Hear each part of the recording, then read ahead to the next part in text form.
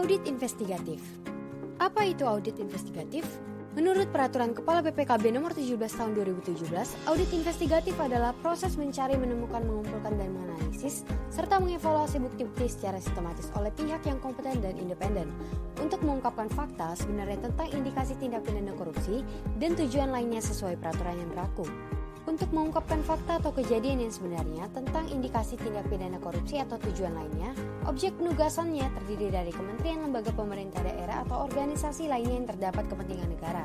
Dasar penugasan audit investigatif yaitu Undang-Undang Nomor 30 Tahun 2014 tentang Administrasi Pemerintahan, Peraturan Pemerintah Nomor 60 Tahun 2008 tentang SPIP, Peraturan Pemerintah Nomor 192 Tahun 2014 tentang BPKP, serta surat tugas terkait.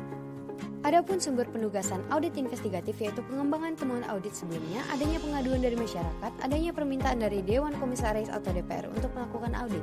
Tahap pelaksanaan audit investigatif. Tahap yang pertama praperencanaan, yaitu merupakan tahap awal proses penugasan berupa pengumpulan informasi, analisis, dan pengambilan simpulan yang dilakukan untuk menentukan layak atau tidaknya ditindaklanjuti suatu kasus.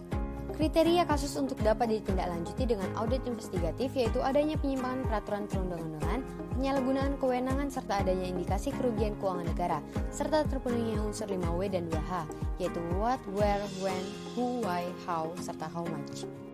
Tahap selanjutnya yaitu perencanaan audit.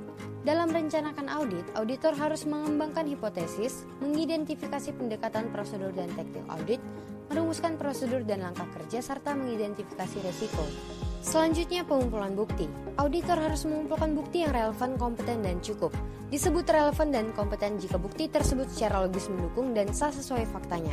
Bukti yang sah adalah bukti yang memenuhi persyaratan hukum dan peraturan perundang-undangan. Setelah semua bukti dikumpulkan, maka akan dilakukan evaluasi bukti.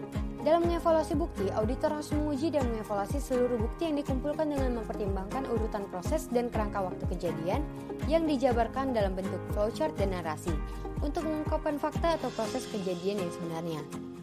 Tahap selanjutnya yaitu pelaporan hasil audit investigatif berdasarkan proses audit.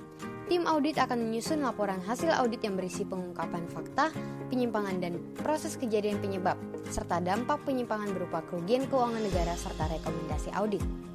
Tahap terakhir yaitu pemantauan tindak lanjut hasil audit.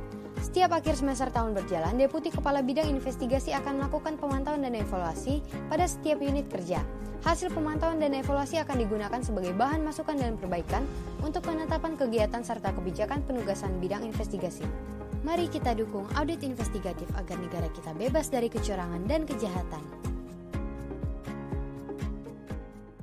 Created using Powtoon.